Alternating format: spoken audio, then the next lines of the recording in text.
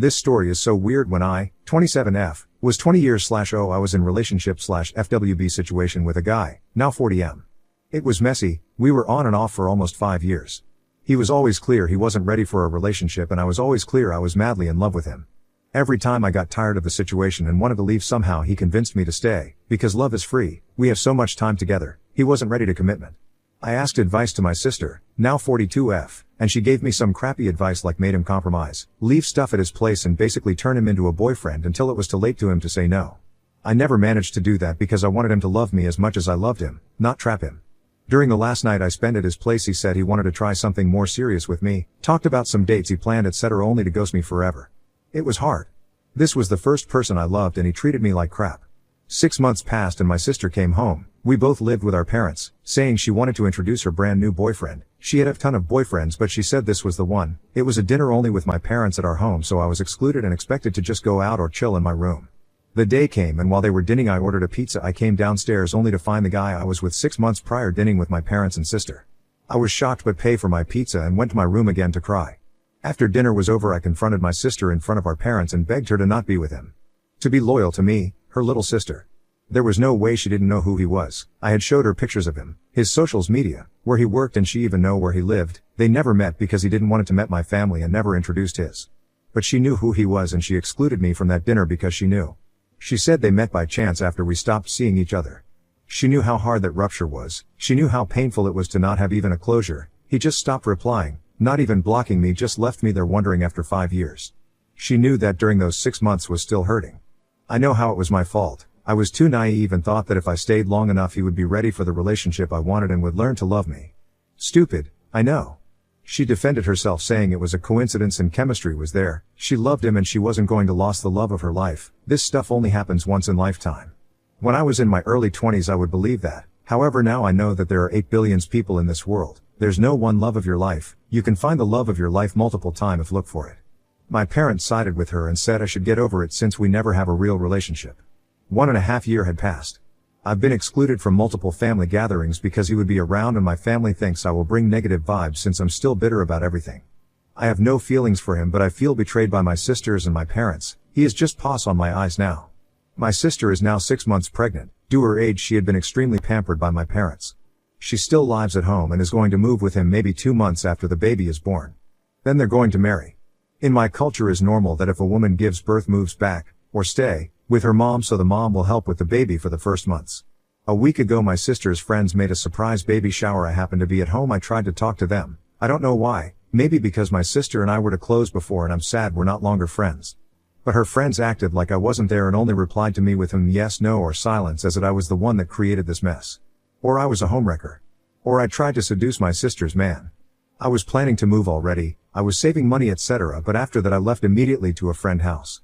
I'm in the process to find my own place. 2 days ago I received a call from my parents asking me to have a talk. I went to their house and they informed me that the diamond earrings my grandma left me will be given to my sisters. Those earrings have been in my family for 4 generations and before my grandma died she said the earrings will be mine and my sister will receive a gold necklace. Grandma trusted my parents with the earrings. There was no will or anything, she just asked to give it to me when I was mature enough to appreciate/take care of a family heirloom. Now my parents think since my sister is getting married first and is having grandma's first great-grandchild my sister should have it. I'm really mad now. They're robbing me of something my grandma left to me. I don't think my parents are evil. I think they were too worried my sister wouldn't marry due her age. Again, in my culture a single woman in her 40s is something to worry for her family, and now that she's forming a family they want to reward her with everything. But I was the closest to my grandma. She made it clear the earrings will be mine, not my sister's, not the first one to marry or have a child but mine. After 2 years of being excluded in favor of my sisters I gave the ultimatum to my parents: they give the earrings to me as my grandma intended or I will cut them from my life forever. Not gonna lie, the idea of cutting my family off is too painful, but I feel they already made me and still makes me so wrong. I don't want them in my life anymore. I feel a little shallow fighting over this, but those are only things my granddad left. They are not entitled to them. Comments: Southern Paley girl, you need to get a lawyer.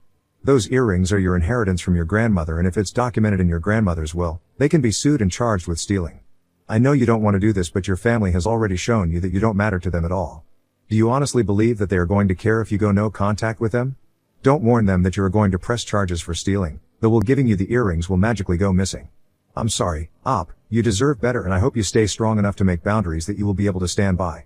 Op, Grandma left no will she handed her jewelry, and most of them were family heirlooms, to everybody. My grandma was the fourth generation with then. I was 12 when my grandma died. She gave the earrings to my mom so I could have them when I was ready to take care of them properly. I always thought I would wear them on my wedding day or a very special day. Since I lived with my parents not so long ago, I never asked for them because mom has them in a safe in her room with other important stuff. I don't know if they would care. I think they don't believe they're doing nothing wrong handing the earring to the sister that is having grandma first great-grandchild. But if grandma wanted that, she would have stated the sister that has the first child must receive the earrings. She said they were mine. Honestly, the entitlement. Southern Paley girl, can you access the safe without your parents? Yes, I still have keys from the house. I'm worried that I'd take them, it would be legal consequences. I have a text of my mom admitting the earrings were meant to me. I could use our extended family that knows my grandma last wishes, but I don't. It will be enough. Southern Paley girl, keep the text, take the earrings. Then go no contact with no explanation. They are well aware of why you are going no contact. Your family is not good people and you are not required to keep them in your life. Update, this is old but I keep receiving messages every once in a while asking for an update. Yes, I got the earrings. After my post I went to my parents' house, opened the safe, took the earrings and left. Then after that I went again, told my parents I need time to process stuff and be my own self and gave their house's keys, said I was leaving for good. There was some tears from my mom saying she couldn't believe I was such a bitter person. She raised me better. I was turning my back to my family over nothing, and finally that it was shameful that I would let the family house without being married or anything. So it was never about me or she loving me or anything but social pressure to keep an outdated tradition. My dad was very neutral, gave me a hug and wished me luck.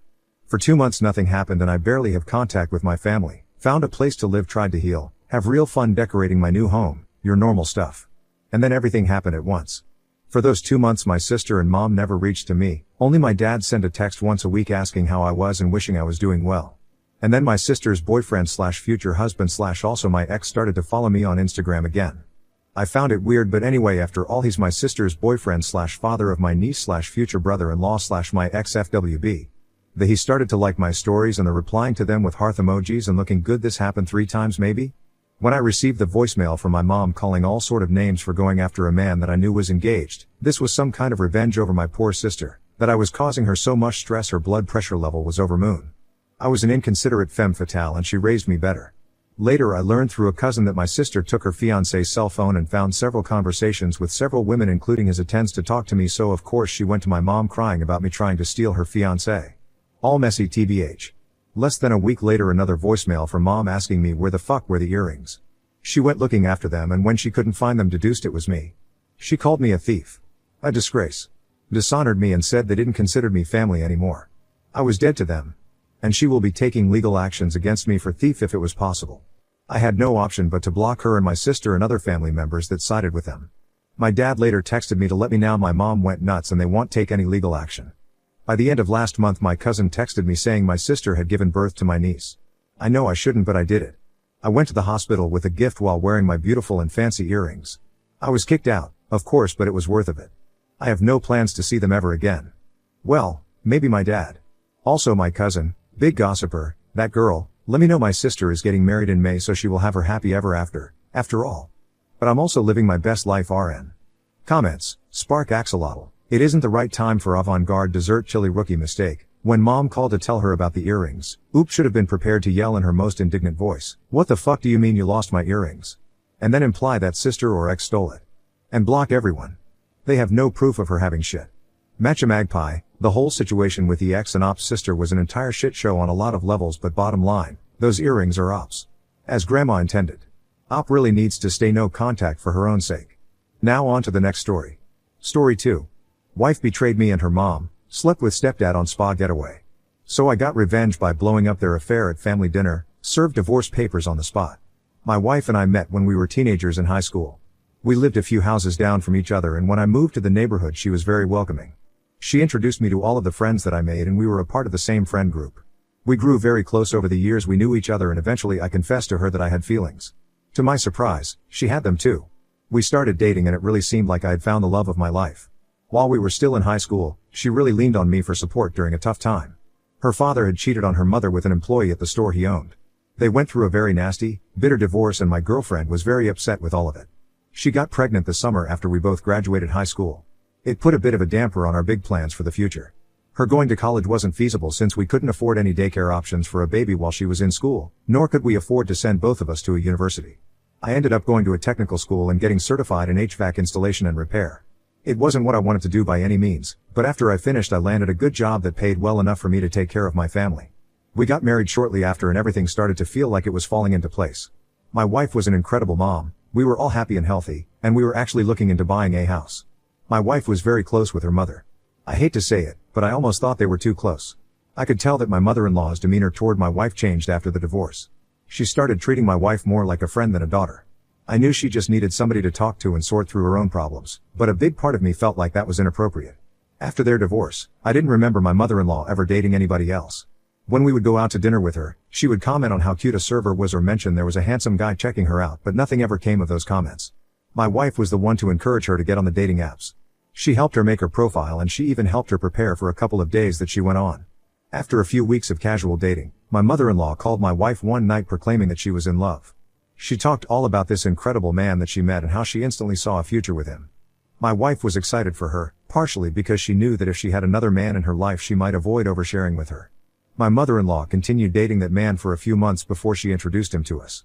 To all of our surprise, when she introduced him to us she introduced him as her husband. They had apparently eloped.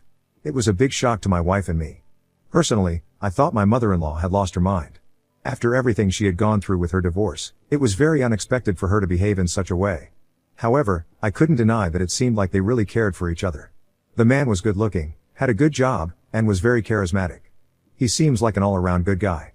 I actually found that I liked talking to him about certain things as well. Over the next several weeks, he was being slowly integrated into our family. We let him meet our daughter and he was introduced to other relatives at family gatherings.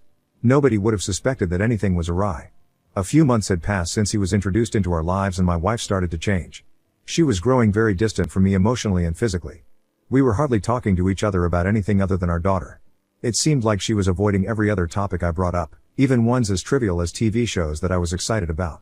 After the birth of our daughter, our sex lives definitely slowed down, but it had never been halted altogether. Every time I would try to initiate anything my wife would tell me she had cramps or a headache and wasn't in the mood. I was starting to feel like there was something wrong with me. One night, she came to me and told me that she needed a night off.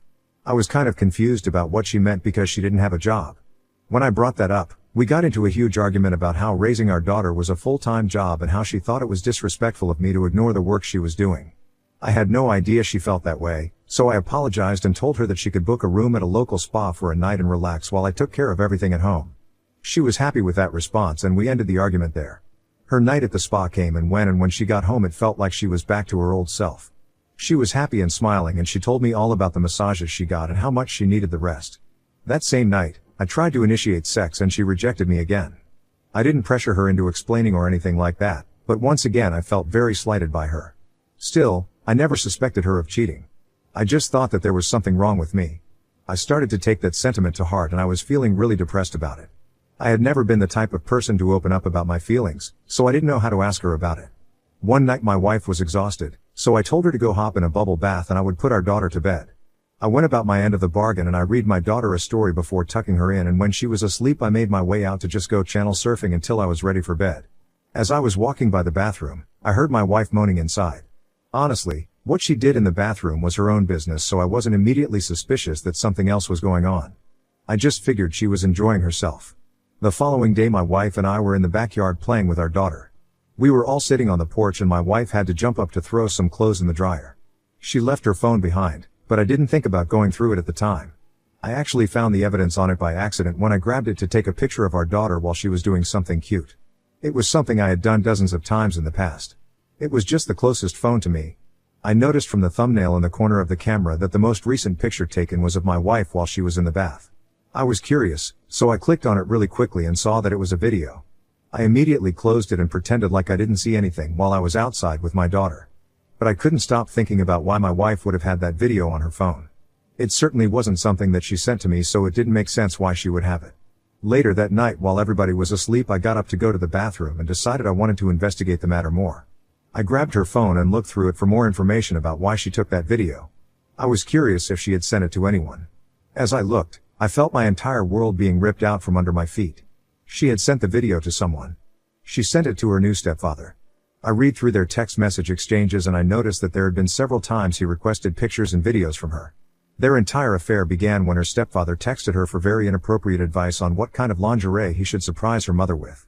My wife first replied saying that she had no idea, then he asked her what she would wear. From there the messages all turned sexual and she sent him several pictures of her wearing lingerie that I bought for her. They exchanged countless pictures of each other naked and from what I could tell, they had met up for sex at least once. The night my wife spent at the spa. She invited him over and they spent the entire night together. I felt sick to my stomach learning about that. It was the ultimate breach of my trust and I didn't know how I was going to move forward. My wife was the love of my life and she took my heart and crushed it. We had a family together and she was throwing it all away. What turned my self-pity into absolute anger was when I remembered her coming home from the spa and telling me about everything that happened. The massages and everything were things that her stepfather had given her and she told me about them by covering up the true nature of it all. I took countless screenshots and sent myself an email with everything. I would be using all of that in our impending divorce. Before I gave her the papers, I knew right away that I wanted to get back at her in some way. They both needed to face the consequences of what they did. Some time had passed and I was still trying to figure out how I wanted to go about ending my marriage. My mother-in-law actually contacted us and told me that she was going to be throwing a party for the entire family to officially celebrate her marriage. It was going to be kind of like an unofficial wedding reception. I figured it would be the perfect time to expose both of them. The day of the party came and once everybody was gathered around the table for dinner I stood up to give a toast. I started by telling the man that he had been welcomed into all of our lives with open arms and everybody thought he would be great for my mother-in-law. Then I told him that we were all wrong. Everybody was confused, but I explained that I knew he had been sending inappropriate things to my wife and that they had slept together. They both tried to lie right in front of everyone and say that it wasn't true, but I had receipts. There was no denying what I saw.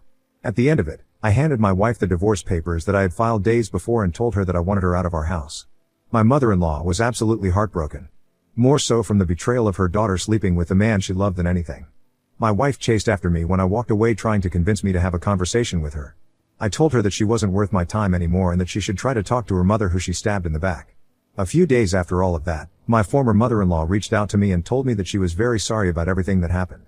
She felt guilty for bringing that man into everyone's lives. Right away, I told her that it wasn't her fault. If they were both willing to cheat so easily, it was bound to happen in the future. She told me that she was trying to find a way to forgive her daughter but didn't think that she could. My wife and I ended up getting divorced and I have the house and custody of our daughter. I still stay in touch with my former mother-in-law because I know how difficult it has all been for her and the last thing I wanted was for her to feel like she lost her granddaughter too. I hardly talk to my wife anymore aside from arrangements for custody changes and visits. My mother-in-law divorced her husband and was actually entitled to spousal support from him. So it's nice knowing that he's giving her a good portion of his paychecks now.